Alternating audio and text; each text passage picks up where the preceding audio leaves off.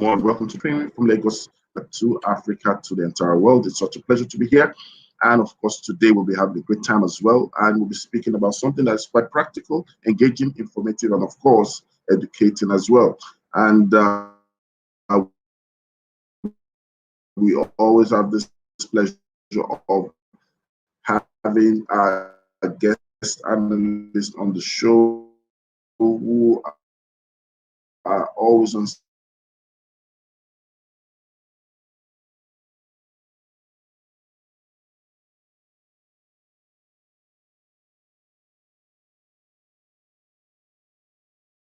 standby to share views, their and all the perception about the question.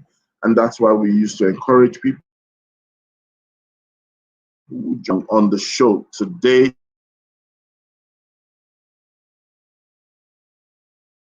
Is another join us.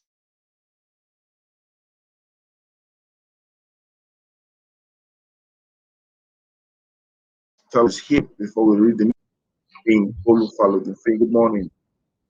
Good morning, world. Good Hello, morning, Finn. Mr. Good morning. Can you hear Richie. me? Good morning to the Good Morning Education Show tribe, and good morning, Internet. That's very essential this morning.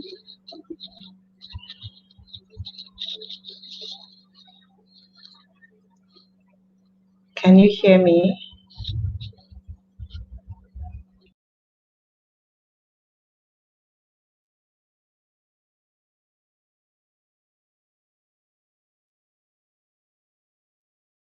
Since some wait for Finn, we'll try our possible best to start with the news headlines. And like it's always our usual practice, I will take news from within and around the world on education, and then we treat it um, as well. So we're waiting for Fee. Yes, can you hear me now?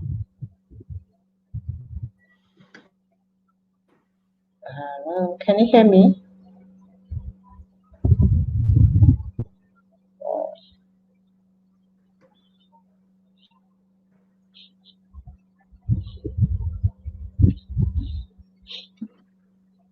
Are you there? Yes, can you hear me? Absolutely, yes, I can. Okay. Okay, you were trying to say something, I believe. Yes, I was saying good morning to our tribe, good morning to the internet this morning, and welcoming people to our show this morning. We look forward to a beautiful, another stimulating and engaging discussion this morning. Okay. All right, so let's go to the news headlines and then we'll treat the news headlines as the case. Yes, so the first one is from Ogun State. Stay in school at your own risk. Ogun police sends students home over insecurity. Oh my, oh my. Now that maybe it's the headline that is that disheartening, or I don't know. I hope it's not a direct quote from somebody. I hope that's just the way it's been captured. Stay in school at your own risk. Staying in school should not be a risk. We've been talking about this thing repeatedly. It's beginning to sound like one is a broken record. Then this morning I heard somebody saying on newspaper review that he was going to throw a celebration for people around him because for once in a long time there was no news of death or killing in the headlines today from the news that was reviewed. And I was what this is really sad. It shouldn't come to the point where we're celebrating things like this.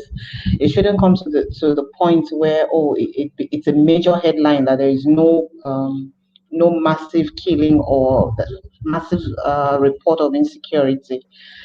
This is sad on all levels. This is sad on all levels. And I don't think we can say more than we have said before that this issue of insecurity needs to be handled, needs to be nipped in the board now before it escalates into much more than it already is.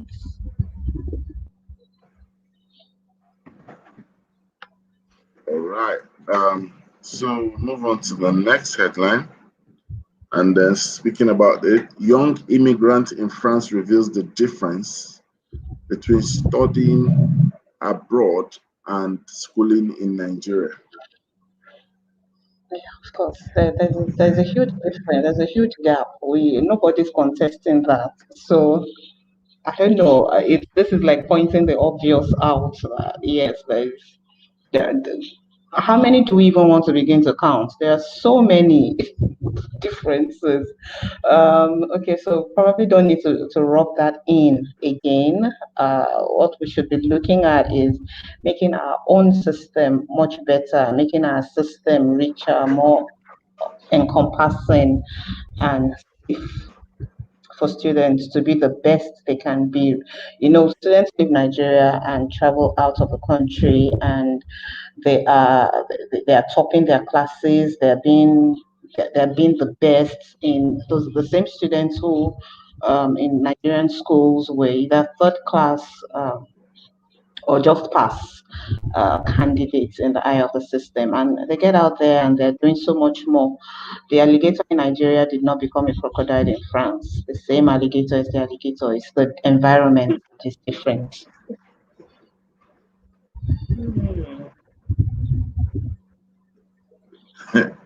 A crocodile in Nigeria can become a monitor lizard in France. Oh my goodness. 12-year-old boy shows great brilliance, set to graduate college and high school in same month. Wow. Okay, as much as this may sound or look like something really like something commendable, I would say there's a need to slow down. There's a reason why there are developmental stages for a child and in the life of any individual. So yes, it may look like a feat set to graduate college and high school same month. There's a need to really slow down. This should not only be about the academics and the book knowledge. It's also about the all-round development of this 12-year-old boy. So yes, he may be a member of Mensa, he may be a member of he may be highly intelligent, but it's not only intelligence that help us as individuals to live in the world and to operate as complete full human beings. So there's a need to slow down here and let this young man let him go through the normal stages of development, even as they nurture him intellectually and academically. Well, like you said, it's something that it's worthy, to talk about and to share. And the good thing is that there are systems in place in some areas and some countries that makes it a lot easier for this kind of reality to be managed. Because if you look at it, now him finishing, there might be special path of engagement, special path to progress.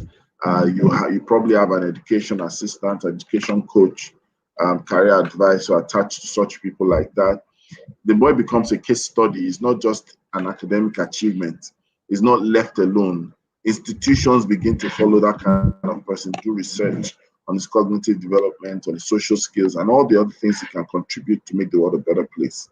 So it's not just a personal achievement in many times, or in most cases.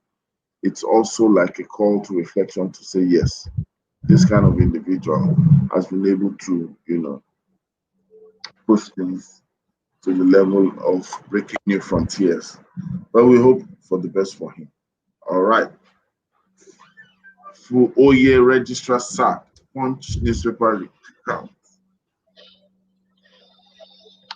Here we go again with this thing with leadership. Please let these institutions just get these things right for once. Let's just get it right. Can you see the next headline? How Nigerians spent 190 billion naira on education in America last year. Wow.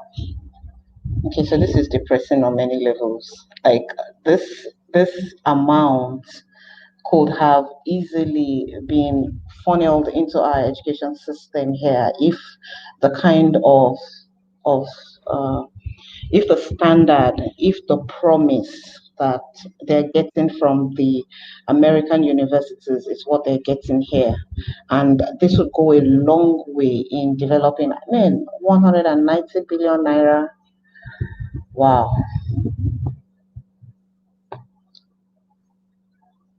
All right. So this can that just tells you what's how do I put it? What's possible. Those who can. Yes, it's true. And this says that Nigerian parents are ready to spend on quality education if they have it, if they can find it.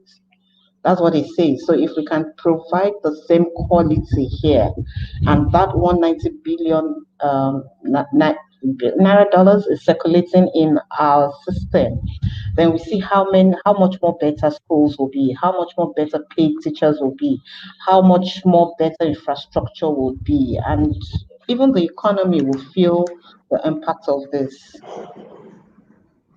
All right. So we have Children's Day. Sterling Homes to lift 27 schools.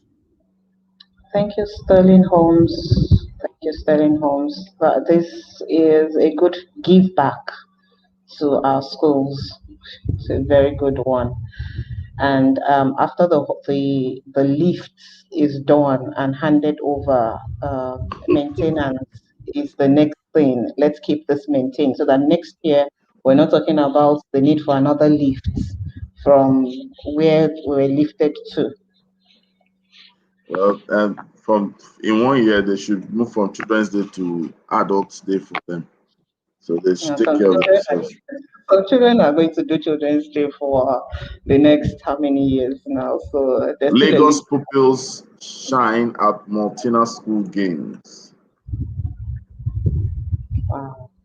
Okay, so Lagos schools and pupils, congratulations to them. But was this a competition held in Lagos alone, or is this a sub on other states? I'm not so certain what the headline is. If it's for Lagos State alone, congratulations to the schools, to the kids, to the pupils, and we're hoping this extends to other states. Let's also see their kids and their schools shine, and yes, be in the news, be in the good side of the headlines.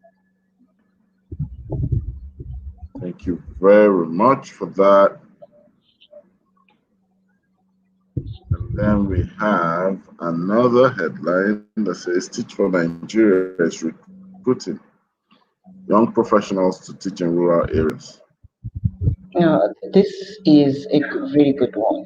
And this is an opportunity for us to, I mean, Teach for Nigeria has been doing stuff for education, especially in underserved communities, in rural areas, and really putting together a pool of young Nigerians who are hopefully passionate about teaching, who are hopefully passionate about impacting the next generation, impacting knowledge, and not just going into the classroom to write on the board or dictate notes is a commendable one.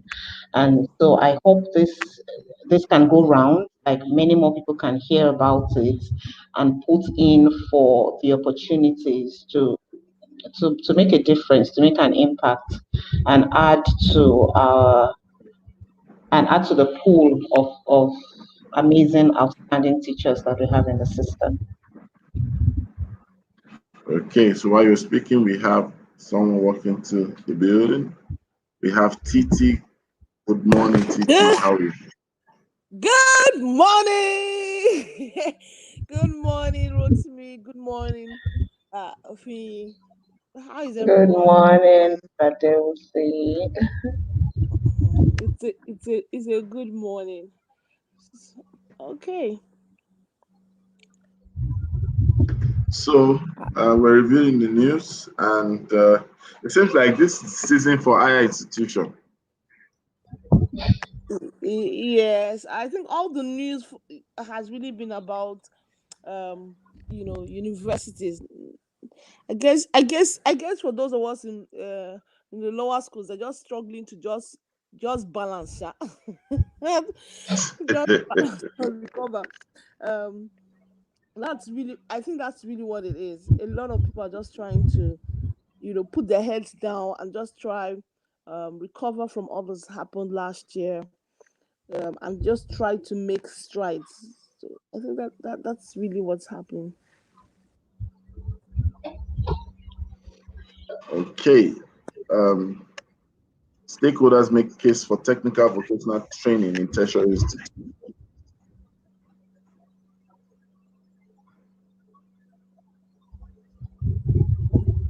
Any Mm, comment on that?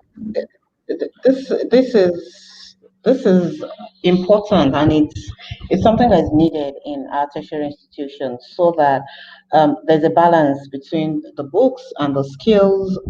People, I don't think. Okay, interestingly, we're our topic today is around stuff like this. Like we don't just focus on, oh, it's the book knowledge. There are some individuals who are very good with their hands, who are very skilled when it comes to, who are very innovative. And if they have an opportunity to, after their normal academic timetable, sometimes once or twice in a week, they're able to also drop in for the technical and vocational training aspect to either equip themselves for to earn more, either to run it as a side hustle, or even if it's just to give back.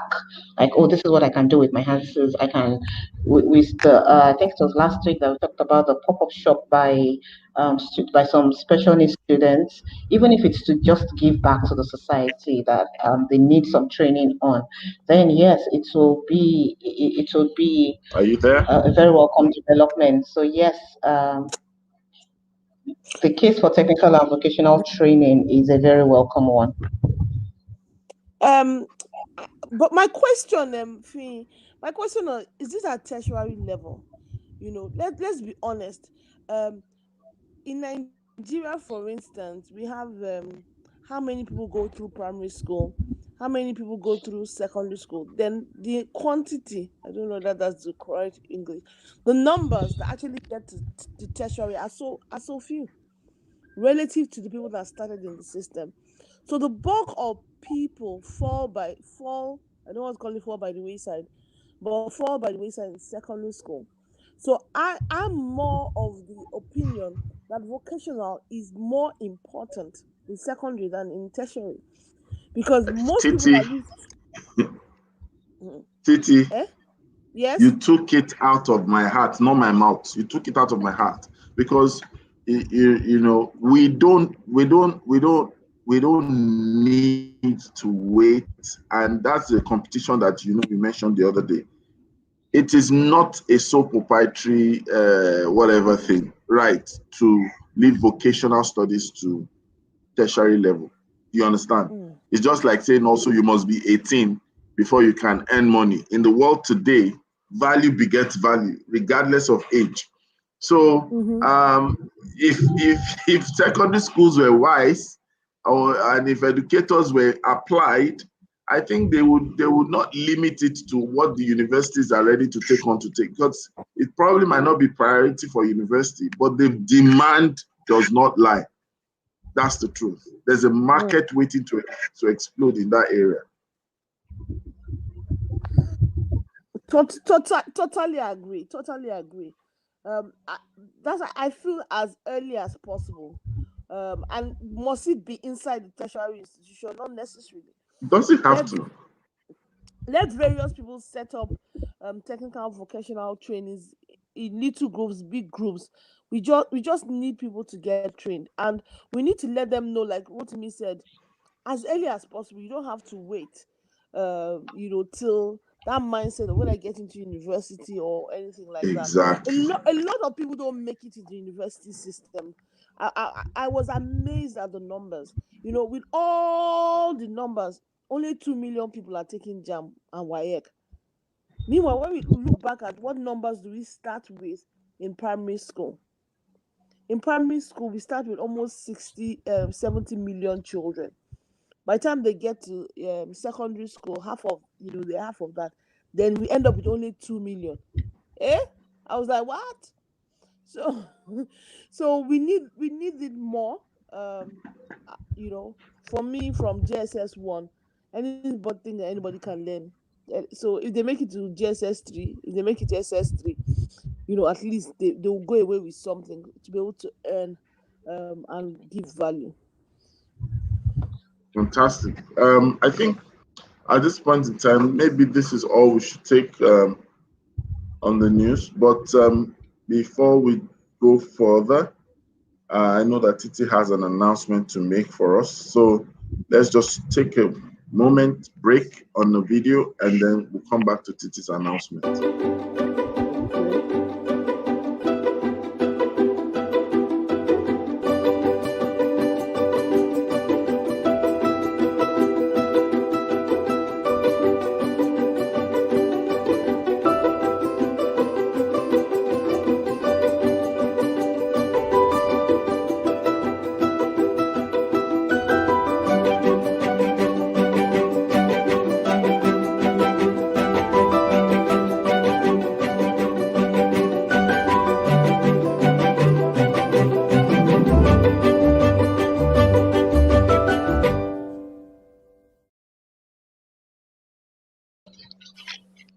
Okay, so welcome back.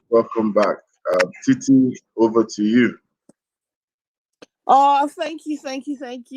So, what it is that for Children's Day this year, Nigeria Kids, in partnership with STETMET and EduFund Technique, will be organizing a virtual, STEM Fun Fest.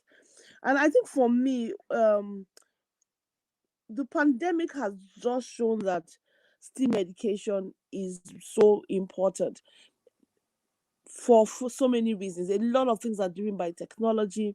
A lot of things continue to be about creativity, solving problems, and that's really what STEM does for every child. So this Children's Day from 12 to 2, we'll be having a virtual film first. We plan to gather 1,000 children from all over Nigeria to be part of it. It promises to be fun and engaging.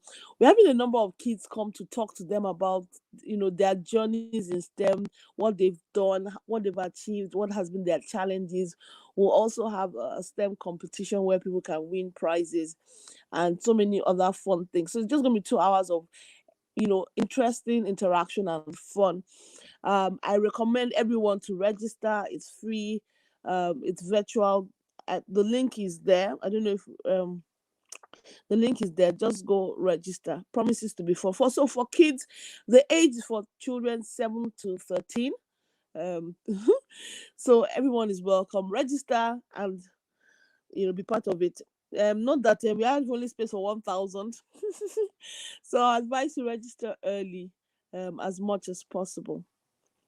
Okay, did I mention there are going to be great prizes to be won? Yes, there's going to be a STEM competition, and basically we just want people to create things, send in a 1-minute video, and then the judges will then select the top 10, and those ones will then get the prizes. So let's just have fun on Children's Day. Fee, are you there? I see that Rotimi has Yes, I'm here. I don't know. The network is funny this morning, but this is you that usually has one of the strongest network, eh? Lagos happened to my network.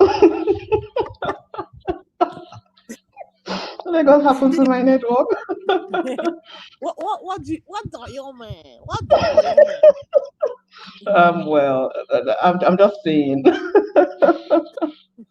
But this is a really cool one. I mean, cool and good one for Children's Day. So something that kids they can learn new things from.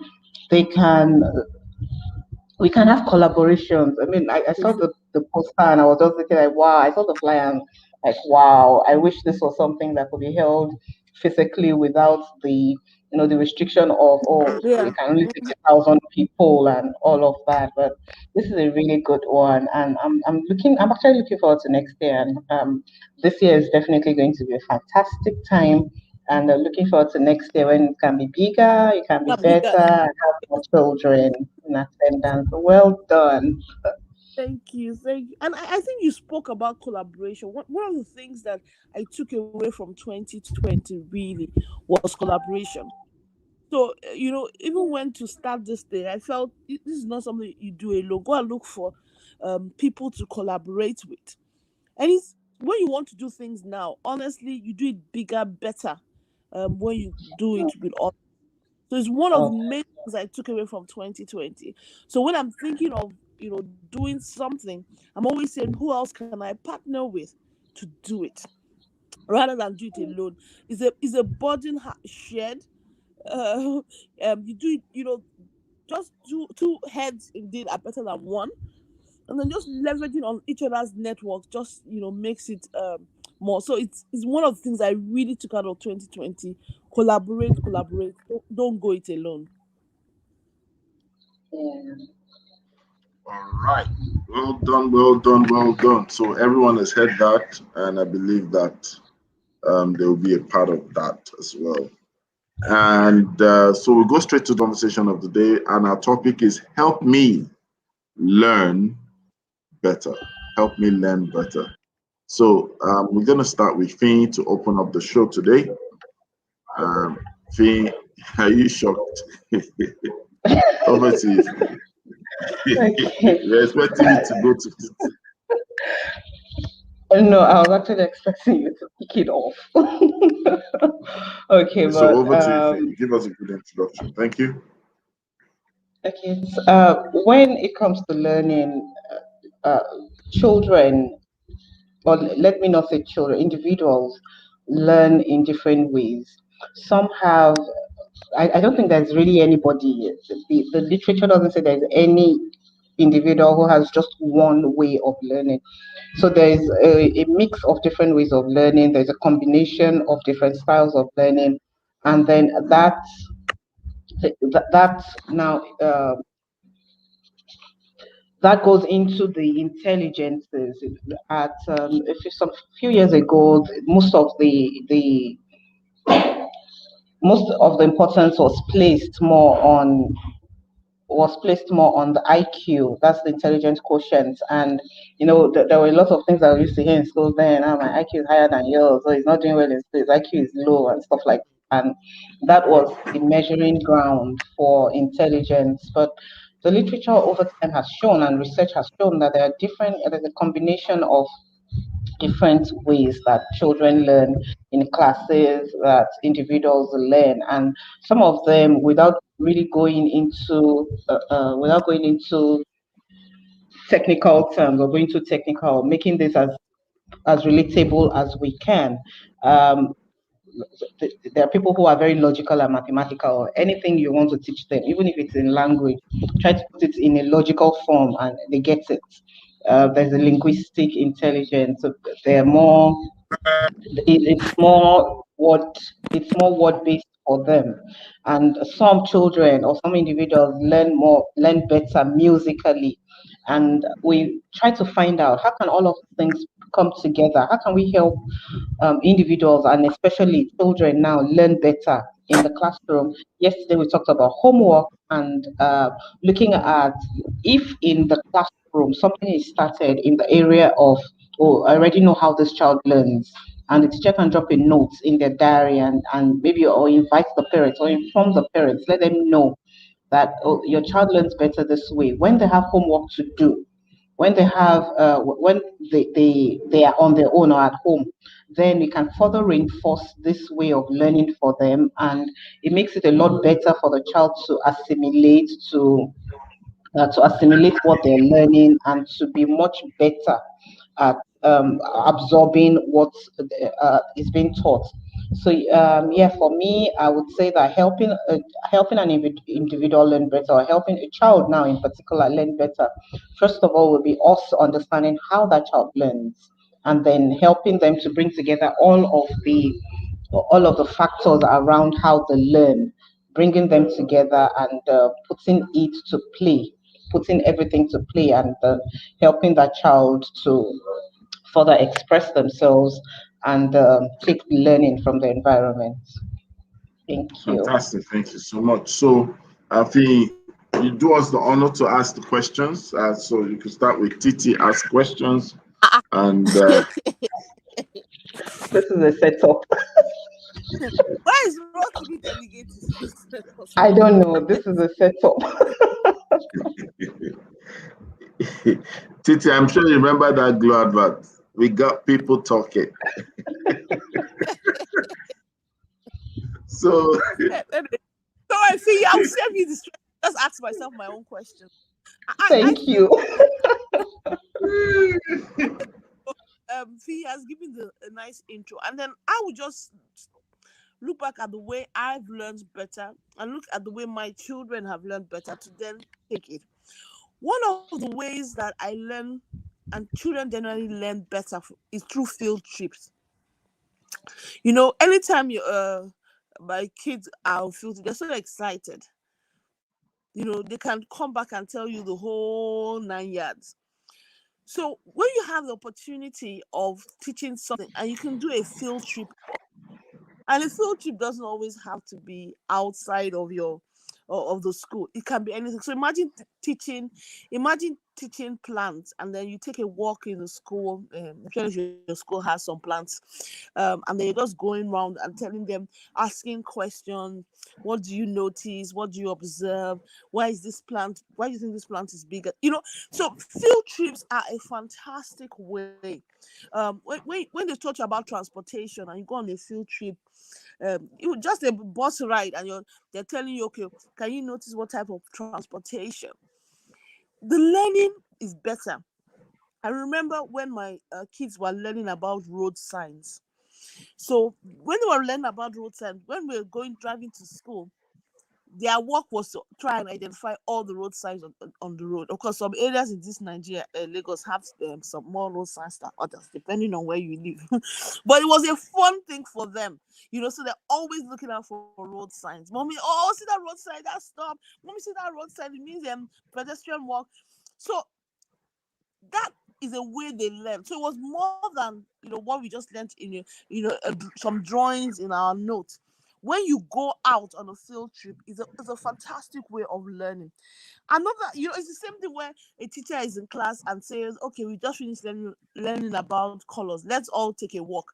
And then see, you are team red, you are team green, you are team, if you spot something, so using what I put a term as field trips or making it very practical is one of the ways that children can learn better. It's like when you learn how to drive. When they are reading the book of the learning how to drive, everything is when the person is telling you what to do. It seems easy till the moment. Till the moment he then tells you to drive, then the car starts jerking. Then you'll be wondering what's going on. So I think doing things that are practical, hands-on is always a way to learn better. I mean, those of us that went to go and read computer science and engineering in school, where they didn't have a single computer. We didn't see computer till later. I did mechanical engineering. Not see nothing. Did I really? So when the learning is practical, I think that helps. Another thing that I found out, is when they tell you to teach someone else. So after you've learned something, and you say, okay, you know what? Whatever it is you learn, come to the front of the class to come teach someone, or do, turn to a friend and, you teach one part, the friend teaches another part.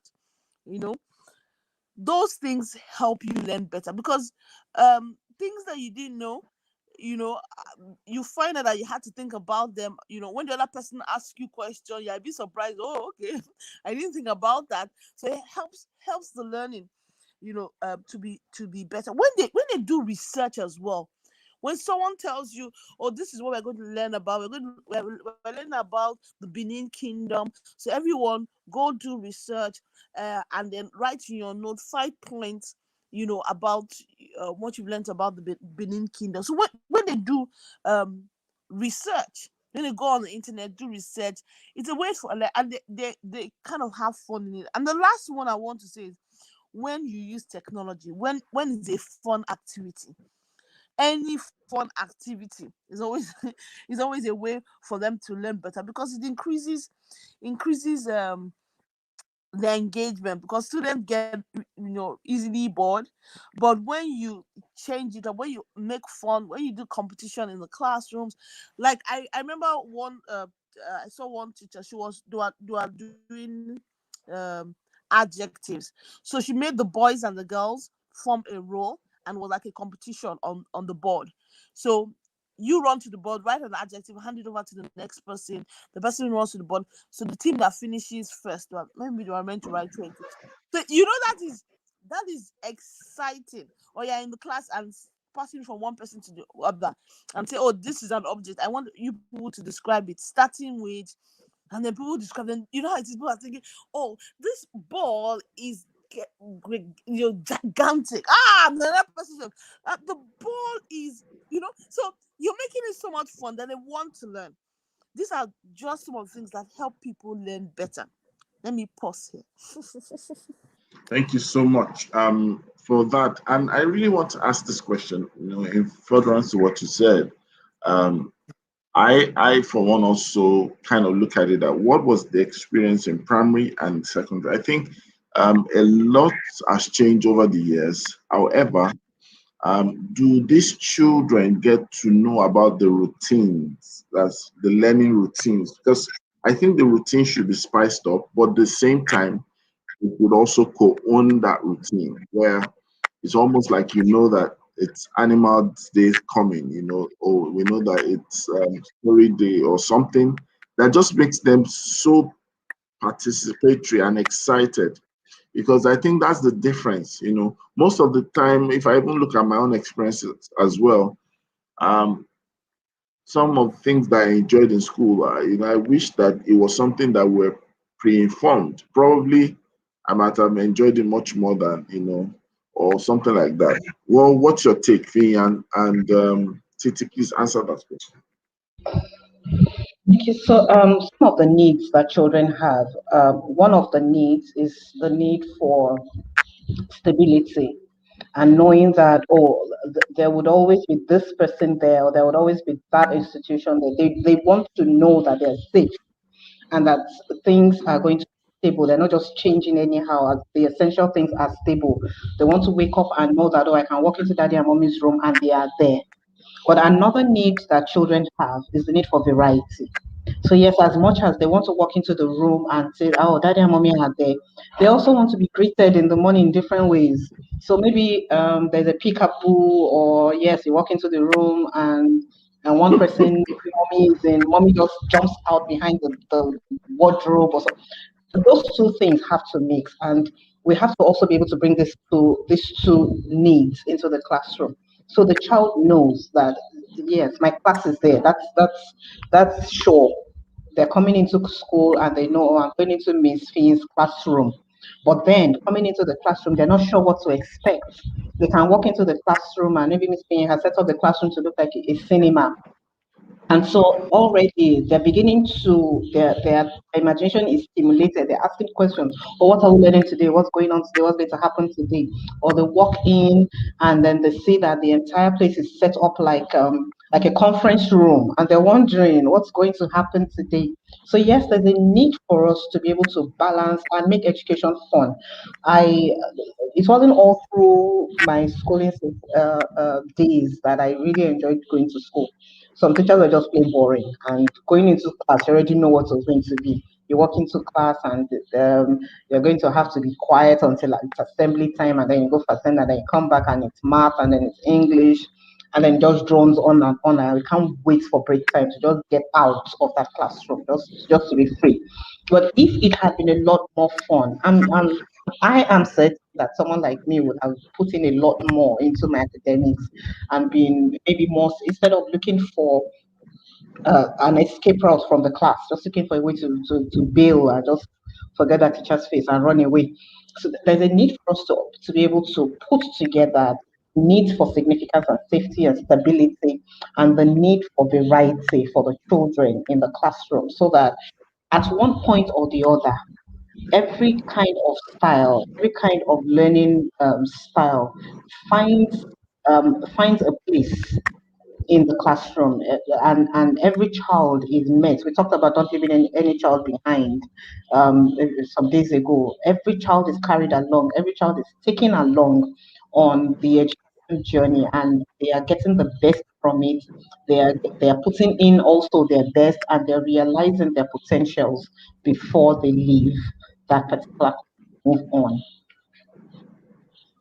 Thank you so much. Titi, do you want to say something to add to that? Yes, I think another thing is relationship. Children want relationship. So you find that it also helps them learn better when they feel that they have a relationship with the teacher. And we once talked about not having favorites, but each child in their own way know that they have a teacher that listens to them, is fair, is objective, and pays them attention. Is a major need, and more when they are younger. uh, than as they grow older, they need it less. And then when they get to secondary school, it's just also that thing of encouragement. I listened to one very funny story yesterday. This man was talking about one guy who wasn't very brilliant. So he took the American SAT exams. He didn't expect, the SAT exam is over 1,600. So he didn't expect much. He wasn't a good student, so he didn't expect to pass. But behold, he called his mom and told her that he got 1,480. The first thing his mom asked him was, "Did you cheat?" He said he didn't cheat. His school, everyone in his school was surprised. How did he do it? He said, "Do you understand? He just read and did normal." So in the end, people said, "Well, maybe he had potential we didn't realize," and they started treating him like someone that had potential. He too started thinking that, okay, maybe I had some potential that I didn't realize. So of course he went on to do well, went into university and set up a company and became a successful entrepreneur. He said years later, when SAT was doing a review, they now found out that there are a group of people that they sent the wrong results to. And he was one of those people that they sent the wrong results to. And what he actually got was 600. Oh, But the point the person was saying, that when someone makes you think, that you can. that you can, then you can. Wow. Oh my goodness, what to be, if I find it, I'll look for the video and send it to you. So, and that is really, really what helps us learn better. When your teacher has this great faith in you that you cannot see, but the teacher is seeing it every day, and because of that, there's a way she deals with you and treats you, then you find out that you can. So my son had a teacher in primary 4. I thought she was the best teacher in the world, and that was her strategy. When she's talking to her students, the way she's giving them, making them feel as if they're the most, and they're always just struggling. So when I found out later that they moved her to primary 6, when he was doing primary 6, I kept on praying, "God, please let them put my son in this woman's class. So please, please, please, please, please, please, I want her." And luckily she was his teacher. And there's a way they just want to prove her right. Because there's a way like, you guys, when you go and do this exam, if you know you're not going to get it, don't even come and greet me, or don't even come there. I don't want. So they will all be struggling. They want to go and show her. So there's that thing that every child needs, for you to believe in them, because it makes them able to do it. Amen. Thank you so much. Thank you so much. Because what you just said is just like a model, and I'd love to share that. Is that because a lot of times some people see these things, but they don't say it out. So you must complement it. You must see it. See the best in these children, see the best in the students, see the best in the learner. But then don't stop there. Say it. It's just like saying that a child can do a lot, but you are just saying it in your mind. You must see it and say it. And in some cases, you don't stop there, because you might just be the first or the only one seeing what you're seeing. You must share it, telling people that, look, this boy, this girl, this group of students, they can make it. There's something special in them. It's possible for them to, and then we show it in our words and our actions. There are some teachers till tomorrow, I will still remember their mantra. Their mantra is negative. They describe your body parts to describe their disregard or their issue with you. So if they feel that you didn't get a particular score or you did not get a particular concept right, they will now start with your head. See your head. Sometimes they take it into Yoruba, Orie. And then you'd be like, what? Sometimes you got to a point you'll be thinking that your head is a problem of your body, and that's sometimes not good enough. Some people are saying your eyes, in your eyes. Is that what the answer is? Is that what you are saying that was said? And then you'll be thinking that you have eye problem without necessarily meeting an optician. You already conclude that you have defective eyes. So they must see, they must say, they must share it, they must show it. This is very important. So every educator out there, to help children learn better, like teacher said, you might need to do some little demonstration. See the best in them and try to seek it out.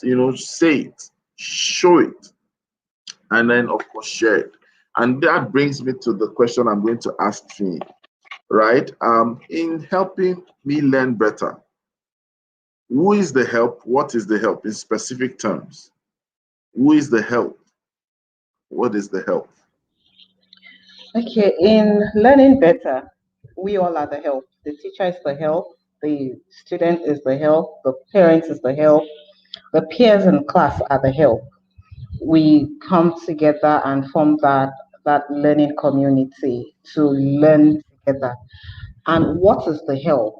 The help is sharing together. Like it's not about wanting to impose what I know, but the help is in somebody asking me, or I'm asking, oh, I don't know this thing. It's not at that time that you want to show me how intelligent you are and say, no, no, no, that one is very simple now. You don't need, where I need help is in what I'm asking for. So give me the help in what I'm asking for. That may help me, or that may further be an instrument for me to unravel other issues that may come up. I may not need you to explain the big things.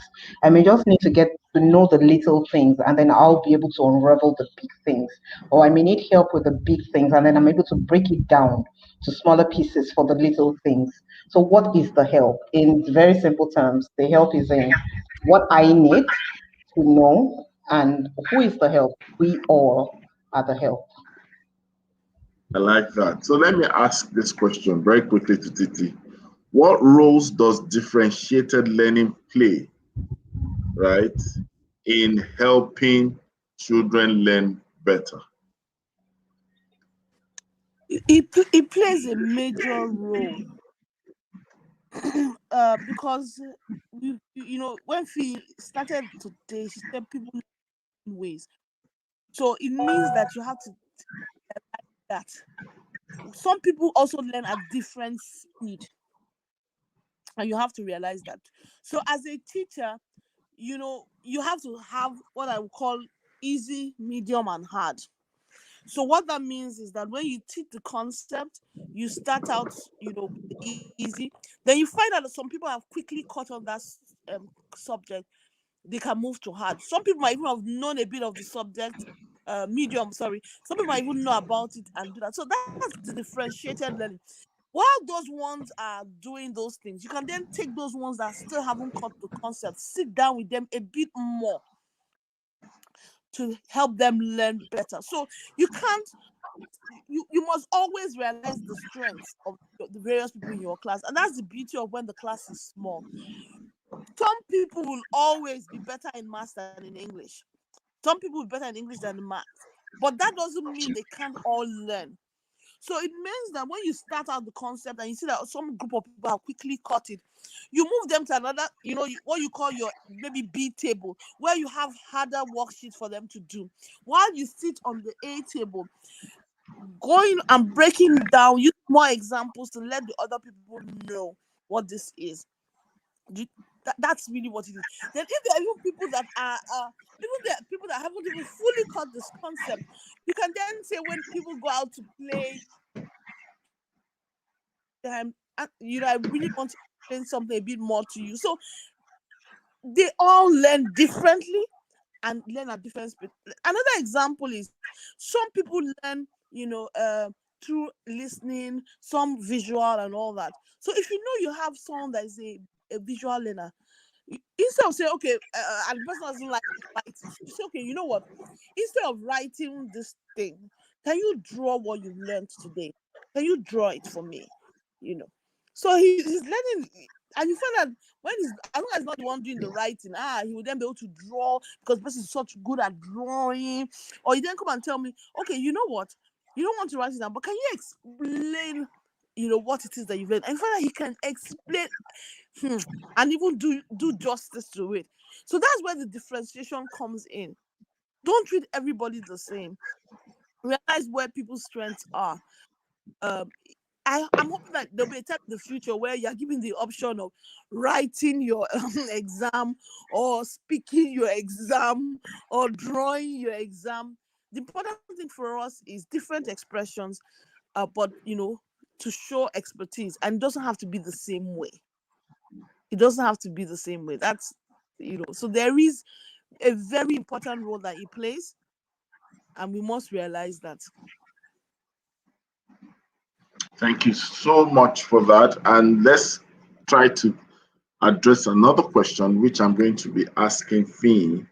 Now, we've looked at what Titi said, quite profound. And the question is this: is there a need to, first of all, take teachers through the different forms of learning to help them be better positioned to help their students?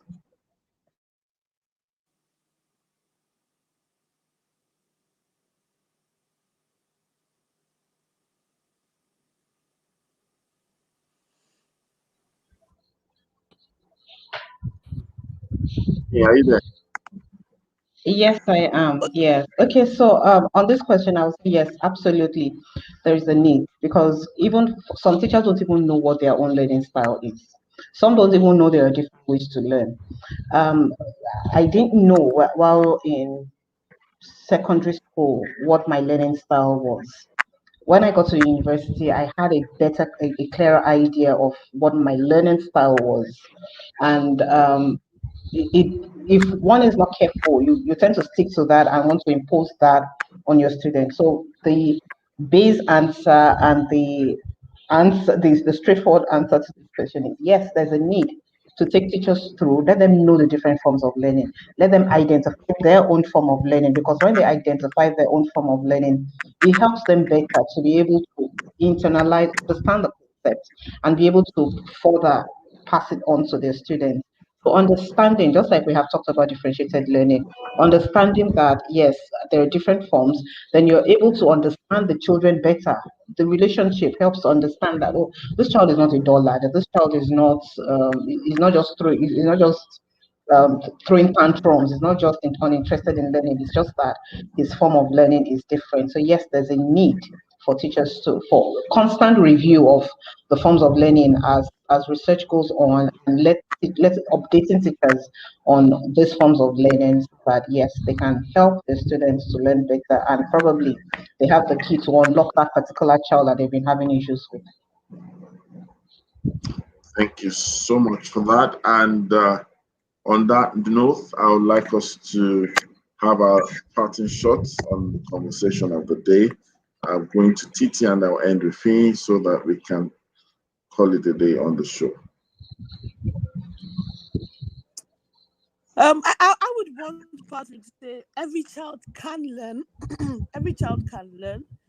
It's for us to help them learn better. Not use one brush stroke, but look at various ways and various techniques to help them learn better. Okay. And I'll say that the call for help to learn better is both on the side of the child and the teacher. So we can help ourselves together to learn better. Fantastic.